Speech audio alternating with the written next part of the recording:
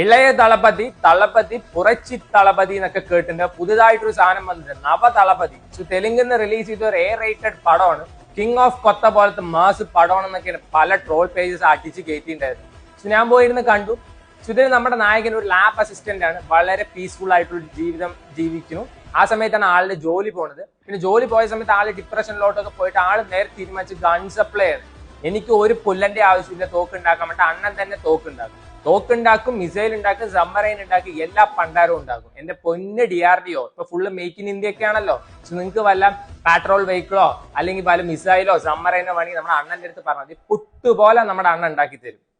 ബാക്കിയുള്ള എല്ലാ സിനിമയിലും നായകന്മാർ എങ്ങനെയായിരിക്കും? നമ്മുടെ നായകൻ വന്നിട്ട് വേറൊരു വഴി തെറ്റി പോവാന്ന് വെച്ചാൽ അയ്യോ ചേട്ടാ പോകരുതേ, ഈ വഴിക്ക് പോവല്ലേ എന്നല്ല. ഇതിൽ നായിക വന്നിട്ട് പറയും ഇങ്ങനെ തന്നെ ചെയ്യണം, നമുക്ക് കുറെ കാശ് ഉണ്ടാക്കണം, നന്നായി ജീവിക്കണം എന്നൊക്കെ പറഞ്ഞിട്ട് ആ ഒരു ആറ്റിറ്റ്യൂഡുള്ള നായികയാണ്. ലോകേഷ് കനകരാജിനോടാണ് ദേഷ്യം വരുന്നത്. വിക്രത്തിലും